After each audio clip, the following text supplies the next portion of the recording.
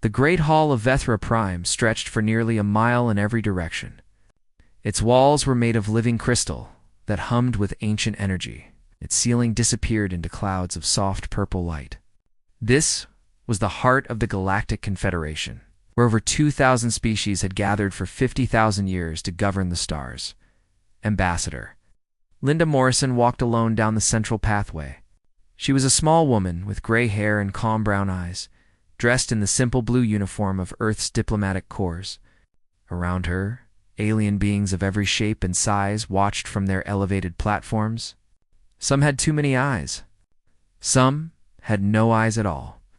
Some floated in tanks of strange liquids, while others existed as clouds of living gas contained in magnetic fields.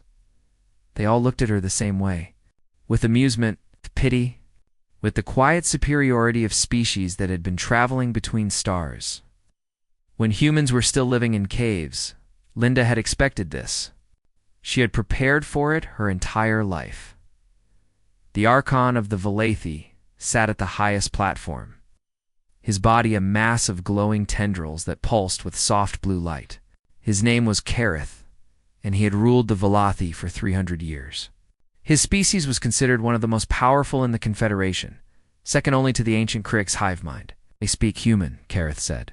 His voice came not from a mouth, but from vibrations in the air itself. "We are curious to hear what the youngest species in our Confederation has to say." Linda stopped at the speaking circle in the center of the hall. She looked up at the thousands of alien faces surrounding her, the clicking mandibles of the Kriks, the stone features of the Gorvathi, the swirling forms of the Nemorians, all of them waiting to be entertained by the primitive newcomers. "Thank you, Archon Kareth," she said. Her voice was carried by translation devices to every corner of the hall, converted into 100 different languages. "I bring greetings from Earth and from all human colonies. We are honored to join this ancient and wise confederation." Murmurs of approval rippled through the assembly. The humans knew their place. "Good. Come seeking friendship," Linda continued. "Trade, knowledge. The chance to learn from species far older and wiser than ourselves.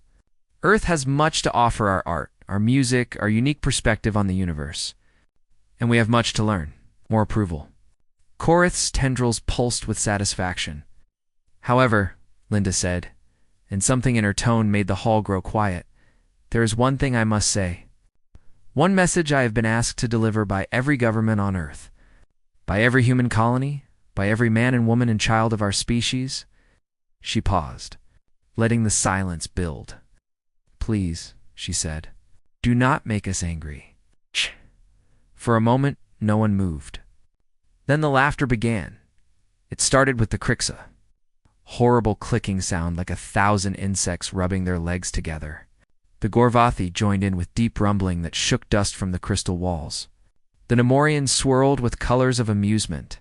Even species that had never laughed in their existence made whatever sounds represented humor in their cultures. Kareth's tendrils flickered with bright pulses of light, the Valathi equivalent of uncontrollable laughter. "A warning," he said when he could speak again. "From a species that discovered fire only moments ago by galactic standards? How delightfully amusing. Tell me, little human, what exactly will you do if we make you angry?" "Throw rocks at our starships." More laughter filled the hall. Linda waited. She did not smile. She did not frown. She simply waited until the laughter died down. "You misunderstand," she said quietly. "This is not a threat. Threats come from a position of strength, and we know we are not strong. Not compared to you. Not compared to any species in this hall." She turned slowly, meeting the Azor visual sensors, or psychic receptors, of as many species as she could. "This is a plea, a request, a warning born not from arrogance but from self-knowledge." The laughter had stopped now. Something in her voice had caught their attention. "We know what we are," Linda said. "We have studied our own history more carefully than any species in existence because our history terrifies us. Do you know how many times we nearly destroyed ourselves? How many wars we fought? How many weapons we created for no other purpose than to end our own species?" She pulled a small device from her pocket and activated it. Holographic images appeared in the air above, her mushroom clouds rising over burning cities, fields of bodies stretching to the horizon, gas chambers and killing fields and weapons that could poison the land for 10,000 years. "This is what we did to ourselves," she said. "To our own kind. To our own families.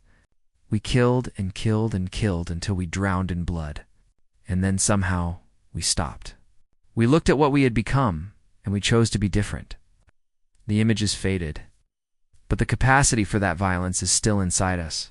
Every human carries it, the ability to become a monster when pushed far enough. We have learned to control it. We have built societies and laws and cultures designed to keep that darkness locked away. And for the most part, we succeed. She looked directly at Kareth. "But if you push us, if you hurt us, if you threaten our children or destroy our homes or give us no choice but to fight, we will not fight like civilized beings. We will fight like the monsters we used to be. And you will not like what happens next." Kareth's tendrils had stopped pulsing. The hall was completely silent. "So please," Linda said, and now her voice carried something like sadness, "do not make us angry. Be our friends. Trade with us. Laugh at our primitive technology if you wish. But do not push us. Do not hurt us. Do not wake up the thing that sleeps inside every human heart." She bowed her head slightly. "That is all I came to say." The silence stretched for a long moment. Then Kareth's tendrils began pulsing with amusement again. "A fascinating performance," he said. "Truly, you humans have a gift for drama. Perhaps we should recruit you as entertainers rather than diplomats." Laughter returned to the hall, though not quite as loud as before. "Your warning has been noted," Kareth continued, "and will be given all the consideration it deserves. Now, let us move on to more important matters. The trade agreements, I believe, are next on our agenda." Linda nodded and stepped back from the speaking circle. She had done what she came to do. She had delivered the warning that every human government had agreed upon. Whether the galaxy listened was out of her hands. As she walked back down the long pathway toward the exit, a young Velothi diplomat fell into step beside her. His tendrils were smaller than Kareth's, and they pulsed with a softer light. "Ambassador Morrison," he said, "I am Sithax. I wanted to say, found your words interesting. Not convincing, perhaps, but interesting." Linda glanced at him. "Did you?" "Yes. Most species threaten others with what they will do to their enemies. You threatened us with what you might become." "It was a unique approach. It was not a threat," Linda said quietly. "It was the truth." Leaving Sithax standing alone in the vast hall, his tendrils flickering with something that might have been the first stirrings of doubt. Behind her, the Great Council continued its business. Already forgetting the little human and her strange warning, they would remember it later. They would remember every word, but by then it would be far too late. 50 years passed like the blink of an eye in galactic terms. But for humanity, they were years of wonder and growth. Human ships traveled to distant stars. Human scientists worked alongside alien researchers in laboratories that floated between galaxies. Human artists created works that made beings of pure energy weep with emotions they had never felt before. The colony world of Havens was one of humanity's greatest achievements. Located in a quiet corner of the galaxy, it was a farming world where 43,000 people had built a peaceful life. Rolling green hills stretched beneath twin suns. Children played in fields of golden wheat. Families gathered each evening to watch the stars come out, knowing that somewhere out there, humanity was reaching ever further into the cosmos. Emma Bradley was 8 years old, and she wanted to be a pilot. She spent every evening sitting on the roof of her family's farmhouse, watching ships come and go from the small spaceport on the horizon. Her grandfather, Admiral Christopher Hayes, had promised to take her on his ship when she was older. She counted the days. Emma. Dinner time. She climbed down from the roof and ran inside where her mother and aunt were setting the table. Her grandfather was coming to visit next week.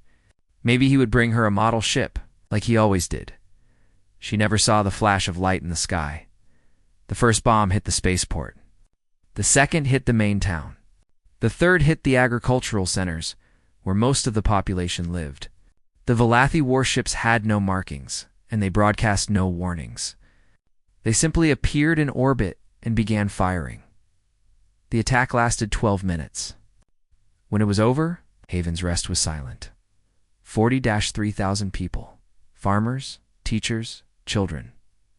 Emma. Bradley and her dreams of flying among the stars, all gone. Admiral Christopher. Hayes received the news aboard his flagship, the carrier Endurance. He was in his quarters when his first officer knocked on the door, her face pale and her hands shaking. "Sir," she said, "there's been an attack. Haven's Rest." Christopher felt his heart stop. "My family, I'm sorry, sir. There were no survivors." He sat down slowly. The room seemed to spin around him. Emma. It'll Emma with her toy ships and her endless questions about the stars. His daughter. His grandchildren. All of them who, he asked. His voice sounded strange to his own ears. The ships had no markings, but we intercepted communications. Valathi military codes. And sir, she hesitated. Say it. We have a recording of Archon Kareth personally authorizing the attack. He called it, she swallowed. He called it pest control.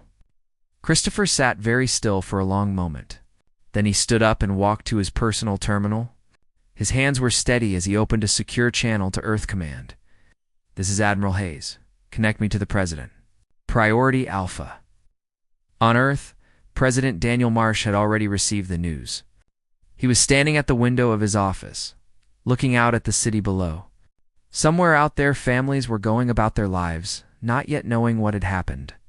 Not yet knowing that the peace humanity had worked so hard to build was about to shatter his advisor. Secretary of Defense Grace Mitchell stood behind him. "The Valathi are claiming it was pirates," she said. "Their official statement says they had nothing to do with it." "And the intercepted communications?" "Authentic. We verified them 6 ways. Kareth ordered the attack personally. He was laughing when he gave the order." Daniel closed his eyes. He thought of the photographs he had seen, the burning fields, the shattered buildings, the silence where there should have been the sounds of children playing. 43,000 people, he said quietly. "Yes. Sir, they killed 43,000 of our people because they were afraid of us. Because they saw how fast we were growing and it scared them. That's what our analysts believe, yes?" Daniel turned from the window. His face was calm, but his eyes held something that made Grace step back involuntarily. "Call a meeting of the United Human Congress. Full session. And get me a secure line to every human colony world." "What are you going to do?"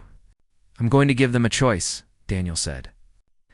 "The Valathi, the Confederation, all of them. I'm going to give them one chance to make this right.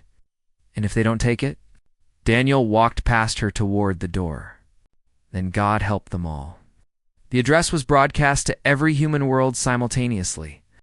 Daniel stood at a simple podium, no flags or decorations behind him, just a plain gray wall. "Citizens of Earth and all human colonies," he began. "Today I must tell you something terrible. The colony world of Haven's Rest has been destroyed. 43,000 of our brothers and sisters are our friends. Our families have been murdered." He paused, letting the words sink in across 100 worlds. "The attack was carried out by the Valathi military on the direct orders of Archon Kareth. They thought we wouldn't find out. They thought they could blame it on pirates, and we would believe them. They thought we were too naive, too trusting, too weak to discover the truth." His voice hardened. They were wrong. He held up a small device. An audio began to play Kareth's voice, cold and amused, ordering the extermination of a human colony world. The laughter of his advisors. The casual dismissal of 43,000 lives. "This is what they think of us," Daniel said when the recording ended. "This is how little our lives mean to them. We came to the galaxy in peace. We asked only for friendship. And this is how they answered." He set down the device. 50 years ago, Ambassador Linda Morrison stood before the Galactic Council and gave them a warning. She begged them not to make us angry. They laughed at her. They thought she was joking. Daniel leaned forward, his eyes burning into the camera. "We were not joking." He straightened. I am now announcing that the United Human Government is withdrawing from the Galactic Confederation. We are recalling all diplomatic personnel. We are closing our borders. And we are giving the Velothi one chance to avoid what comes next. Surrender Archon Kareth and every military officer involved in this attack. Face justice before a neutral tribunal. Pay reparations to the families of the dead. Do this within 30 days, and the matter ends there. He paused. Refuse. And you will learn why Ambassador Morrison begged you not to make us angry. Across the galaxy, billions of beings watched the broadcast. Some laughed, thinking it was a bluff.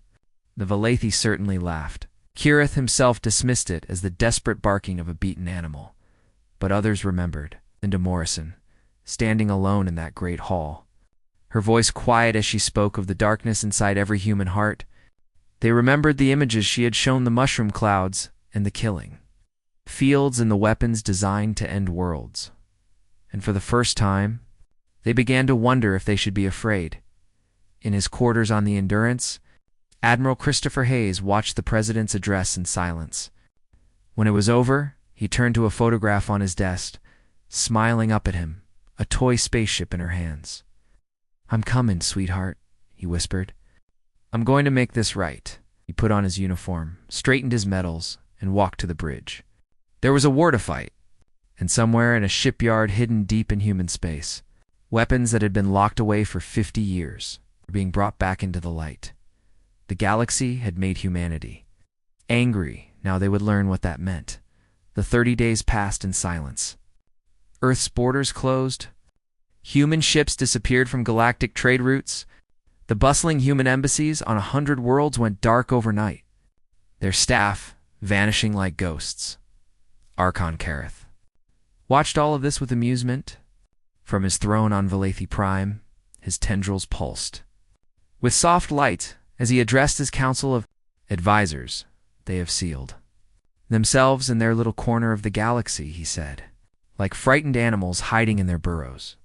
This is the species that warned us not to make them angry. I have seen more courage from the insects we feed upon. His advisors pulsed with agreement. Only Sithox, now a senior diplomat, remained dim. Archon, he said carefully, our intelligence reports indicate unusual activity in human space. Their shipyards have gone dark to our sensors. We cannot see what they are building. What can they possibly build that would threaten us? Kareth rippled with contempt. We have fleets that number in the thousands. Our technology is millennia beyond theirs. Let them hide and build their little toys. When they emerge, we will crush them like the vermin they are. With respect, Archon, I remember what Ambassador Morrison said in the council chamber. She spoke of weapons designed to end their own species. What if enough? Korith's tendrils flared with angry light. I grow tired of your cowardice, Sithax. The humans are nothing. They have always been nothing. And when I am finished with them, they will not even be a memory. Sithax bowed and said nothing more. But in his heart, a cold fear had taken root. The 30 days ended. No surrender came. Commander Catherine Price stood on the bridge of her ship, the Reckoning. As it emerged from hyperspace above Velothi Prime, she was a tall woman with short, dark hair and eyes that seemed to look through everything they saw. She had served in the Earth Defense Force for 20 years. She had never fired a shot in anger that was about to change. Behind her, 11 more ships dropped out of hyperspace. The first strike Fleet 12. Vessels against the might of the Velothi Empire. Alarms immediately began blaring across Velothi Prime. 300. Warships of the Velothi Home Fleet moved to intercept the human vessels.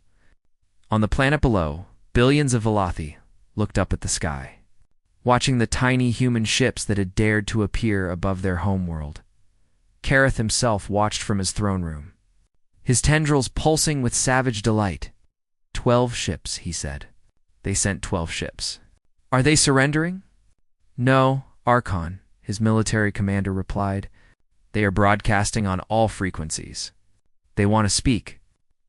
Let the whole galaxy hear the whimpering of a dying species, Catherine's voice echoed across Velothi Prime and across 1,000 worlds that were monitoring the confrontation. This is Commander Catherine. Price of the Earth Defense Force. I am here too.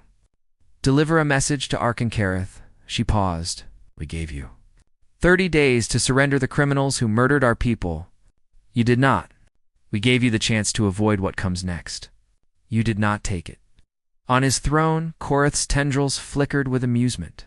So now I am here to tell you what happens now. Your home fleet is moving to intercept us. 300 ships against 12. You think this will be easy? You think we are here to die? Catherine looked at her tactical display. The Valathi fleet was almost in weapons range. You are wrong. She turned to her weapons officer. Lieutenant Davis, activate primary weapons. All batteries. Full power. Aye, Commander. Weapons hot. The 12 human ships began to glow. Energy readings spiked beyond anything the Valathi sensors could measure. Across the Valathi fleet, confusion rippled through the crews. What were the humans doing? Then the reckoning fired. The beam that erupted from the human ship was not like any weapon the galaxy had ever seen. It did not burn or explode. It simply unmade. The lead Valathi battleship, a vessel that had served for 300 years, crewed by 2,000 soldiers, ceased to exist. One moment it was there. The next moment, there was nothing. Not debris. Not gas. Nothing. It had been erased from reality. Silence fell across the Valathi fleet. Then the other human ships fired. The battle lasted 11 minutes. That was how long it took for 12 human ships to destroy 267 Valathi warships. The remaining vessels fled. Their sea.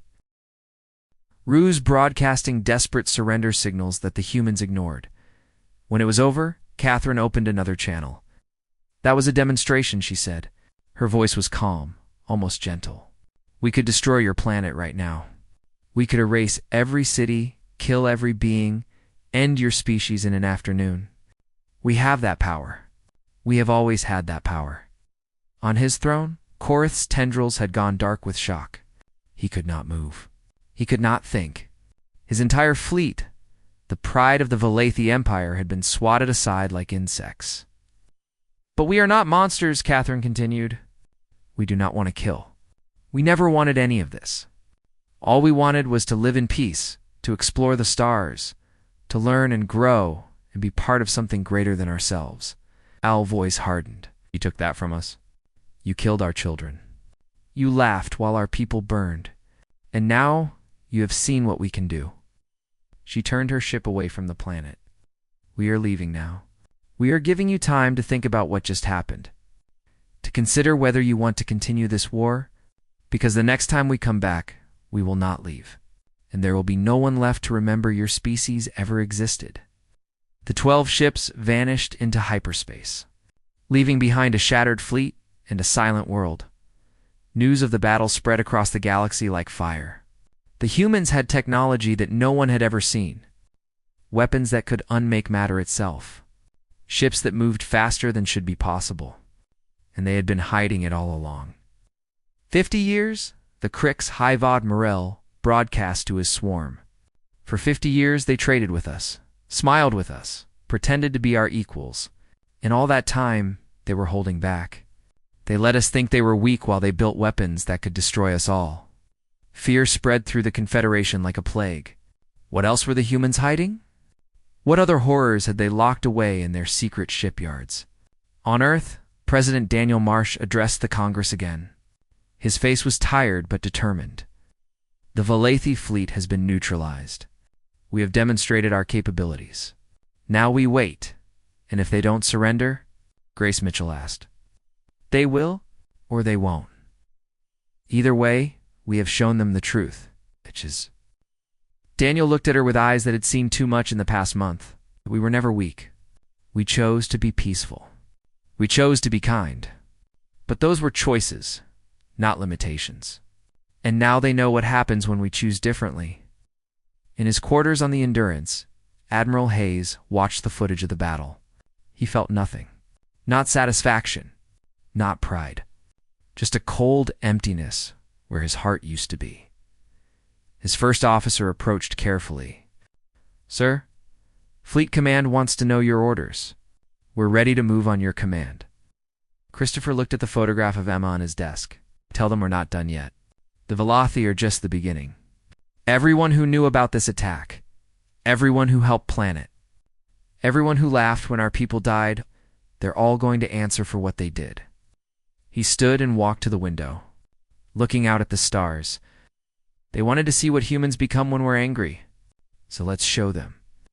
The destruction of the Velothi home fleet sent shockwaves through the galaxy. For the first time in 50,000 years, the balance of power had shifted. Species that had ruled the stars for millennia suddenly felt very small. Kareth understood this better than anyone. His fleet was gone. His reputation was in ruins. And somewhere out there, human ships were waiting. Their impossible weapons, ready to erase entire worlds from existence. He needed allies. The first to answer his call were the Krix, their Hive Admiral. A massive insectoid creature named Chitter Who Speaks had always hated the humans. Their individual thinking disgusted him. Their refusal to join a collective consciousness was an insult to the natural order, and now he had an excuse to destroy them. "We will join you," Chitter Who Speaks announced. "The Krix swarm will darken the skies of human worlds." The Gorvathi came next. Their stone ships were ancient and nearly indestructible, and their generals had grown bored with peace. "Let us test our strength against these humans," their leader rumbled. "We have not had a worthy enemy in 10,000 years. 6 more species joined the coalition. Some came out of fear, better to attack humanity now than wait to be attacked later. Others came out of greed. Surely the victors would divide human territory among themselves. A few genuinely believed they were protecting the galaxy from a dangerous new threat. They called themselves the Coalition of Order, and their combined fleet numbered over 5,000 ships. "With this force, we will crush the humans," Kareth declared. "We will burn their colonies, shatter their fleets, and salt the earth of their homeworld so that nothing ever grows there again." Sithax, still serving despite his reservations, spoke up one last time. "Archon, perhaps we should consider negotiation. The humans have shown they do not wish to destroy us." Commander Price said they were giving us time to think. Think about what? Surrender? Korith's tendrils blazed with fury. "The Velothi do not surrender. We do not bow to primitives. We will drown them in numbers. No matter how powerful their weapons, they cannot defeat 5,000 ships. They destroyed 300 in 11 minutes. And then we will send 10,000, 20,000, however many it takes." Korith's form pulsed with violent light. "The humans will learn their place, or they will die. There is no third option." Sithax bowed and said nothing more. He had done his duty. Whatever came next was not his responsibility. The Coalition fleet gathered at the border of human space. 5,000 ships of every shape and size, insectoid swarm carriers, stone battleships, gas cloud destroyers, and dozens of other designs. It was the largest fleet assembled in galactic history. Ambassador Linda Morrison requested permission to address them one final time. She was very old now, her hair white and her face lined with years. But her eyes were as sharp as ever. She appeared as a hologram before the Coalition commanders. "I came to you 50 years ago," she said. "I stood before your council and I begged you not to make us angry. You laughed at me. I understand why. We were new. We were weak. We had nothing to threaten you with." She paused. "But I also showed you what we did to ourselves before we learned peace. The wars, the weapons, the darkness inside every human heart. I told you that capacity for violence was still there, waiting. I told you what would happen if you woke it up." Chitter Who Speaks clicked his mandibles impatiently. "Old human makes old threats. The Krix do not fear words. They are not threats," Linda said sadly. "They never were. They were warnings. And now, as I look at your fleet gathering to destroy my people, I have only one thing left to say." She looked directly into the camera. "I am sorry. I am sorry we could not find another way. I am sorry for what is about to happen to you. And I am sorry that you did not listen when there was still time." The transmission ended. The Coalition fleet jumped into human space, targeting the border world of New Savannah. It was a beautiful planet of rolling grasslands and clear blue oceans, home to 15 million people. The Coalition commanders expected it to be an easy first victory. General Samuel Blake commanded the defense. He had 300 ships and an orbital defense grid that the humans had been building in secret for decades. "They're coming in fast," his sensor officer reported. 5,000 signatures. "All Coalition species represented," good Samuel said. He was a calm man, with steady hands and gray eyes that seemed to see through everything. "Let them come. Have all ships hold position. Do not fire until my command." His officers exchanged glances, but obeyed. The human fleet waited as the Coalition armada approached like a wave of death. The Coalition ships opened fire first. Thousands of beams and missiles streaked toward the human vessels. The human shields absorbed them easily. "Sir, they're in weapons range," the weapons officer said. "I know. All ships activate secondary weapon systems." Across the human fleet, panels opened and new weapons emerged. They were different from the quantum disruptors that had destroyed the Valathi fleet. These were designed for a different purpose. The Battle of New Savannah did not last 3 days as the records would later claim. The fighting lasted perhaps an hour. The 3 days were how long it took for the Coalition survivors to flee human space. Samuel's weapons did not erase ships from existence. They were more precise than that. They targeted engines, leaving ships drifting. They targeted weapons, leaving ships defenseless.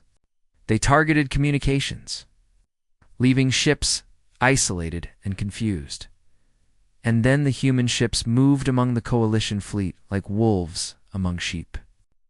Destroying vessels one by one with surgical precision, the Crick swarm carriers tried to overwhelm the humans with numbers. The humans released something into space machines. It's too small to see that ate through insectoid holes like acid through paper, the Gorvathi. Stone ships tried to ram the human vessels. The humans simply moved aside, faster than anything that size should be able to move, and struck the stone ships from behind where their armor was weakest. One by one, the Coalition species broke and ran. First the smaller ones, then the Gorvathi, and finally even the Crick swarm. Only the Valathi stayed, their ships already too damaged to flee. When it was over, 4,000 Coalition ships were debris or derelict. The humans had lost 26 vessels, but Samuel Blake was not finished, as the last Coalition ships fled. Human strike forces appeared simultaneously above 12 key worlds belonging to Coalition members. Not attacking, just appearing. Weapons armed, waiting. The message was broadcast on all frequencies. "This is General Samuel Blake of the Earth Defense Force. You came to our border to destroy us. We have shown you that this was a mistake. Now our ships sit above your homeworlds. We can reach you anywhere, anytime." He let that sink in across the galaxy. "We do not want to destroy you. We never did. But we will not be threatened. We will not be attacked. We will not allow the murder of our people to go unanswered." One by one, the Coalition members sued for peace. The Cricks were first, their hive mind recognizing the futility of further resistance. The Gorvathi followed, their generals finally finding the worthy enemy they had sought and discovering they did not want to fight it after all. Within a week, only the Valathi remained defiant. Kareth refused every offer of peace. He called for more allies. He made desperate promises to species that would not answer his calls. He raged and threatened and demanded that someone, anyone, help him destroy the humans, but no one came. The galaxy had learned its lesson. The humans had been warning them for 50 years, and now everyone understood what that warning meant. In his quarters on the Endurance, Admiral Hayes watched the reports of Coalition surrenders with cold satisfaction. "It's almost over, sir," his first officer said. "Only the Valathi are left." Steffer nodded slowly. "Prepare the fleet. We're going to Valathi Prime." "Sir, what are your orders regarding the civilian population?" "They have billions of people on that planet." Christopher thought of Emma, of her smile, of her dreams of flying among the stars. "We'll see," he said quietly. "We'll see what kind of people we want to be." The human fleet surrounded Valathi Prime like a ring of fire. 10,000 ships, more than anyone had believed humanity possessed, formed a perfect sphere around the glowing purple world. Their weapons were armed, their crews were ready, and in the command centers of every vessel, officers waited for the order that would end an entire civilization. On the planet below, 6 billion Valathi looked up at the sky and saw death waiting for them. They could not run. They could not hide. They could only wait and hope that somehow, impossibly, it might survive. Admiral Christopher Hayes stood on the bridge of the Endurance, looking at the world that had killed his family. His tactical display showed the locations of every major city, every military installation, every gathering of population. One word from him, and all of it would cease to exist. "All weapons are ready, sir," his weapons officer reported. Her voice was steady, but her hands trembled slightly. "Full orbital bombardment capability." "On your command?" Christopher said nothing. He stared at the planet, watching the clouds swirl across its surface. Somewhere down there, Kareth was hiding in his palace, probably still believing he could somehow win. Still believing his empire would survive. The bridge was silent except for the soft hum of machinery. Everyone was watching their admiral. Everyone was waiting. Commander Catherine Price's voice came through the communications system. "Admiral, the fleet is in position. Awaiting orders." Still Christopher said nothing. He thought about Emma. About her laugh. About the way she would run to greet him whenever he visited, her arms thrown wide, shouting for her grandfather. About the model ships he had given her. Still sitting in a room on a world that was now a graveyard, he thought about. Haven's Rest. About 43,000 people, who had done nothing wrong except exist in a universe where powerful beings saw them as pests to be. Exterminated, he thought about the darkness inside every human heart. The thing that Ambassador Morrison had warned the galaxy about. The monster that slept within his species, waiting to be awakened. It was awake now. He could feel it. The cold rage that demanded blood for blood. The ancient human instinct that screamed for revenge, for destruction. For the complete annihilation of everything that had caused him pain. It would be so easy. One word. One command. And every Valathi who had ever lived would be nothing but ash and memory. "Sir." His first officer stepped forward carefully. "Your orders?" Christopher closed his eyes. In the darkness behind his eyelids, he saw Emma again. But this time, she wasn't running toward him. She was standing still, looking at him with her serious little face. The way she did when she was thinking hard about something. What would she think of me, he wondered, if I destroyed a world? What would she think of her grandfather if he became the monster the Valathi believed humans to be? He opened his eyes, opened a channel to the planet. All frequencies. "I want everyone to hear this." His communications officer obeyed. And suddenly, Christopher's voice was echoing across Valathi Prime and across the entire galaxy. "People of Valathi Prime, I am Admiral Christopher Hayes of the Earth Defense Force." He paused, letting the words settle across 1 billion screens and speakers. "Your council laughed at our ambassador when she asked you not to make us angry. You thought we were weak? You thought we were prey? And when your Archon ordered the massacre of 43,000 of our people, you thought there would be no consequences." His voice remained steady, but everyone who heard it could feel weight of grief behind each word. "My granddaughter was on Haven's Rest. She was 8 years old.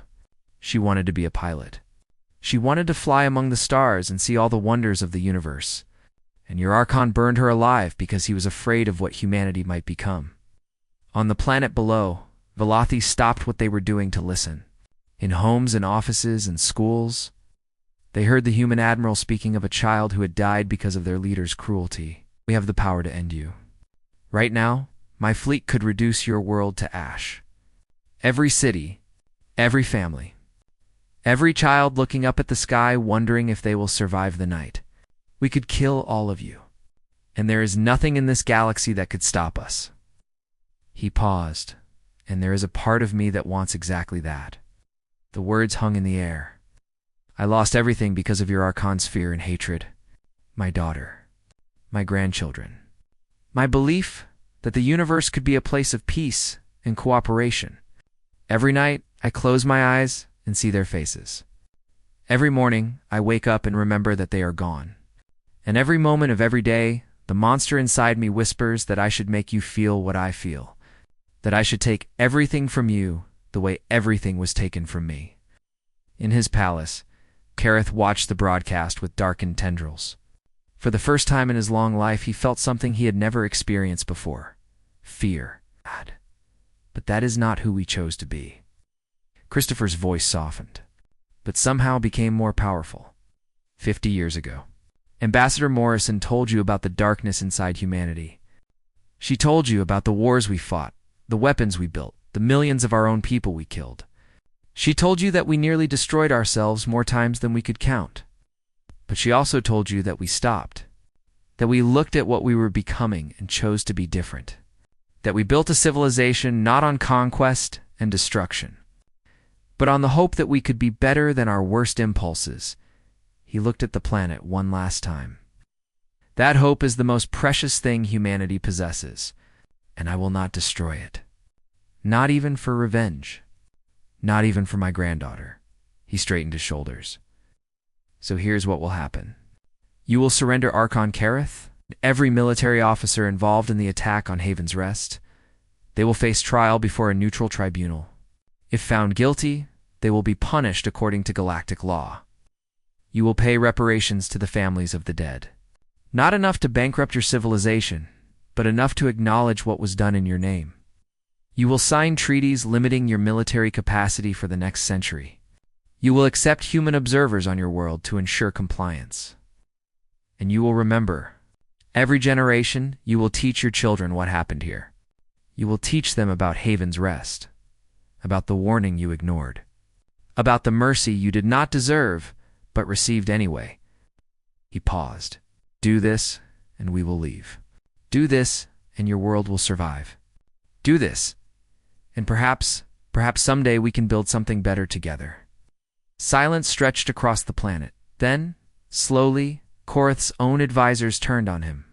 Sithox was the first, leading a group of guards into the throne room and placing the Archon under arrest. This is your fault, Sithox said quietly as Koreth's tendrils went dark with shock. You killed children, and you laughed about it. You brought this upon all of us. And now you will answer for it. Within hours, Kareth and 17 of his military commanders were surrendered to the human fleet. The treaties were signed. The reparations were agreed upon, and the human ships began to withdraw. Catherine. Price contacted Admiral Hayes on a private channel as her ship turned away from Velothi Prime. Sir, are you sure about this? After everything they did? Christopher watched the planet shrink in his viewport. They made us angry, Commander.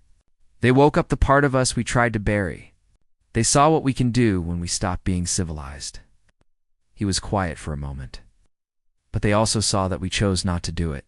They saw that even at our worst, we could still choose to be better. And maybe that matters more than revenge ever could.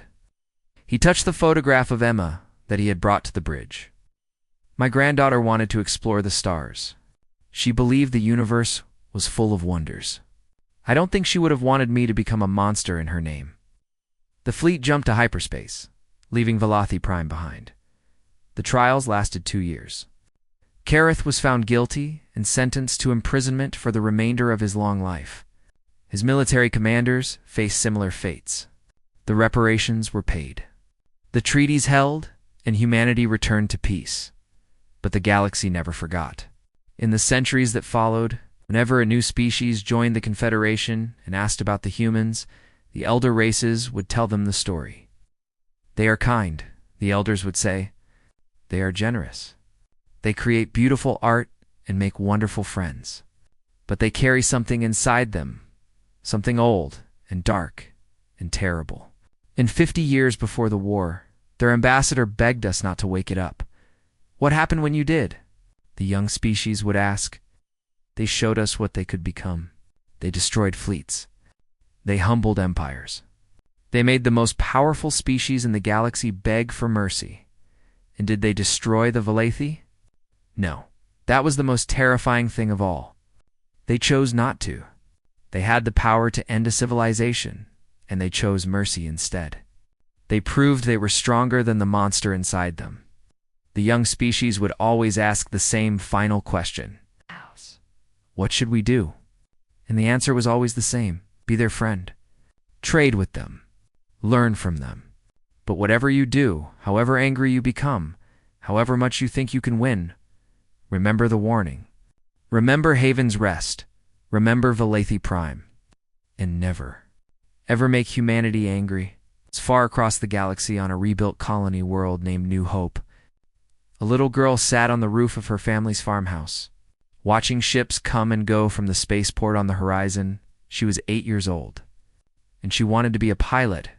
Her grandmother sat beside her. Old and tired but still sharp-eyed. "Grandma," the girl asked, "is it true that we used to be monsters?" The old woman was quiet for a long moment. "We can still become monsters," she said finally. "Any of us can. That's the truth," the galaxy learned. But we choose not to. Every day, we make that choice. And that's what makes us human. The girl thought about this. Is that why everyone is scared of us? "They're not scared of what we are," her grandmother said. "They're scared of what we could be. And that fear keeps them from making the same mistakes again." She put her arm around her granddaughter. "Now tell me more about this pilot dream of yours. Have you picked out a ship yet?"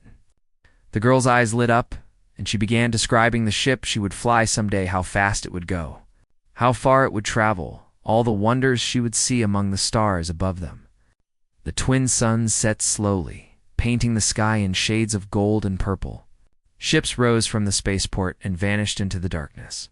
Carrying humanity ever further into the cosmos, the galaxy watched them go with respect, with admiration, and with just enough fear to remember the warning that had been given long ago: never make humanity angry. They had learned that lesson once. They would not need to learn it again.